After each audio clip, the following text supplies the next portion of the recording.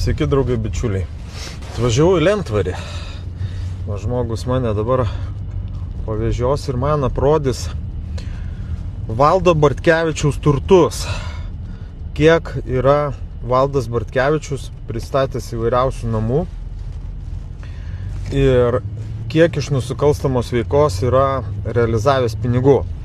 Dabar nekalbėsiu apie kokią, man jau yra žinoma šitas faktas ganėtinai senai, apie Valdo Bartkevičiaus kriminalinę praeitį. Daug kas įtarinėja, kad jo tą veiklą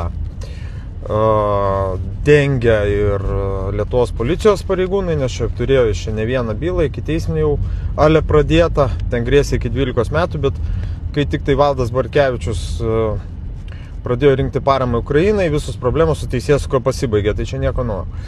Tai žodžiu, šalia manęs pašnekovas, nenoriu jo kalbinti, čia namas tas, tai reikia sustoti, tada reikia sustoti ir aš jį aprodysiu, jo. Tai žodžiu, nu ką, sekit reportažą ir toj va man žmogus, kaip sakant, aprodys, parodysiu kiekvieną namą, pasakysiu adresą, gatvę ir galėsite nuspręsti, kaip sakant, dėl to.